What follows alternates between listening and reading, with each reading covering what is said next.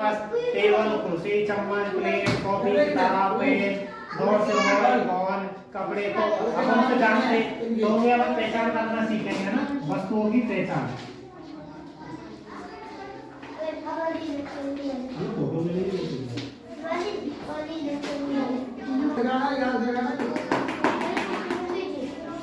वस्तुओं की पहचान करना सीखेंगे ना। जैसे तुम ये सब जानते हो, ये क्या है? क्या है? बोर्ड है। और ये क्या है? तेज है। और ये क्या है? दीवार। और ये पूरा क्या है? कमरा। और इसी प्रकार से ये भी बोर्ड है। ये तुम बैठे हो, ये क्या है? और तुम इसमें लिखते हो, ये क्या है? कॉपी। और जिससे पढ़ते हो, ये क्या है? किताब। और जिससे तुम ये तुम्हारे हाथ में तुम लिख रहे हो, ये क्या है?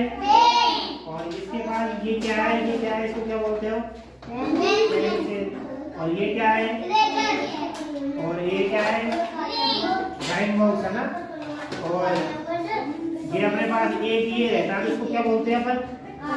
पेन है ना। पेन है, हाँ तो इसको पेन बोलते हैं। अपन जिसमें बैठो उसको कुर्सी बोलते हैं। इसको जानते हो ना सब। तो इस प्रकार से अपन क्या अपन ने 3-4 दिन पहले सीखा था, तो वस्तु की पहचान कैसे करेंगे अपन अभ्यास किया था, तो अपन सीख गए। जिस प्रकार से अपन पहनते हो क्या बोलते हैं? और तुम ये पहन के आए हो, उसको क्या बोलते हैं? ड्रेस बोलते हैं ना, यूनिफॉर्म है इसको की। इसी प्रकार सर्दियों में कपड़े पहनते हो क्या बोलते हैं? नहीं, सर्दियों में जो अपन पहनते हैं उसको क्या बोलते हैं? कोट पहनते हैं ना अपन, कोट, जर्सी वगैरह।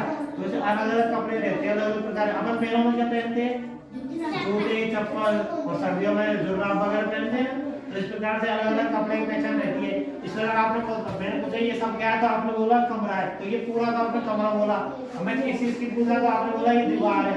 तो इसमें अलग-अलग भाग से रहते हैं वस्तुओं में। फिर मैंने पूछा ये कमरे में दीवार है, फिर दीवार में ये क्या लग रहा है? आपने बोला बोर्ड है। फिर मैंने पूछा ये लिख रहा हूँ, ये क्या है? तो चौक है। और मेरे हाथ में पेन रखी है, क्या है? घड़ी है। तो इस प्रकार आप इसने बोला वॉच है, तो इन्हें इंग्लिश में बोला, तो पहचान करना सीख गए कि वॉच, घड़ी। एक तो हिंदी और इंग्लिश दोनों सीख गए। तो इस प्रकार से अपन वस्तु की पहचान अलग तरीके से सीखते हैं। अभी तुम बैठो, ये किसकी बनी हुई है? लोहे की। अब तुम ये सीख गए कि ये लोहा है। और जो अपनी किताबें बनी है क्या है? किसकी बनी? कागज की बनी हुई है नहीं।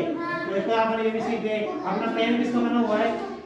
ये प्लास्टिक का बना हुआ है। तो इस प्रकार से अलग-अलग वस्तुएं अलग-अलग, कोई लोहे की बनी रहती है, कोई कागज की बनी रहती है, कोई प्लास्टिक की बनी रहती है, कोई स्टील की बनी रहती है।